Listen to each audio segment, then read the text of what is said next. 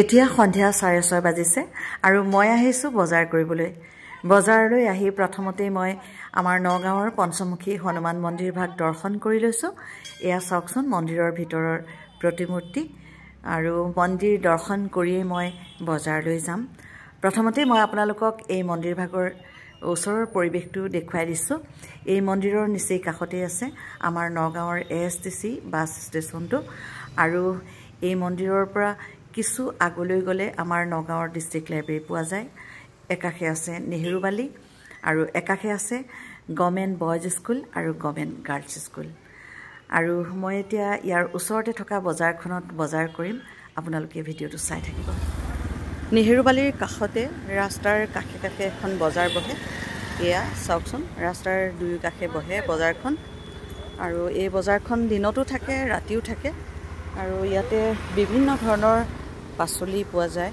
এয়া দেখুৱাই দিছোঁ অলপ মই আৰু আগলৈ আছে ইফালে আৰু এতিয়া মই ইয়াতে অলপ বজাৰ কৰিম।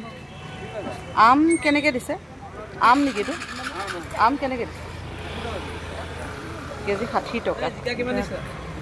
আম আচাৰ কৰিব পৰা যাব, খাব পৰা যাব।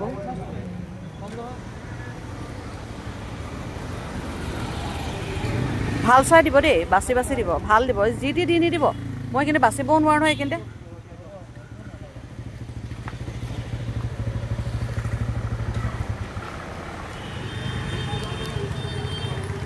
নেহেৰুবালিৰ ওচৰৰ এই সন্ধিয়া সময়ত এই ঠাইখিনি খুব ভাল লাগে।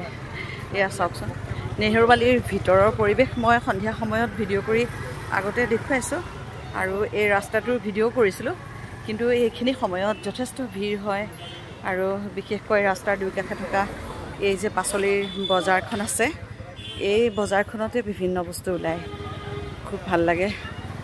আৰু কেতিয়াবা কেতিয়াবা ইয়ালৈ আহোঁ, ইয়াতে কেইবাখনো দোকান থকাৰ কাৰণে বাছি বিচাৰি বস্তুবোৰ ল'বলৈ খুব সুবিধা।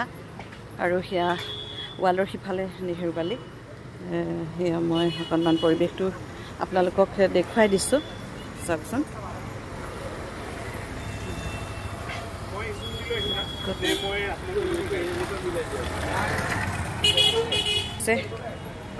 মই পাচলি ল'লোঁ আৰু এতিয়া মই আহি পালোহি গেলামালৰ দোকান। ইয়াত মই চাউল, চেনি, চাহপাত, আটা এনেধৰণৰ বস্তু কেইটামান ল'ম আৰু এই বস্তুখিনি লৈ পেলাই মই পোনে পোনে ঘৰলৈ উভতি যাম।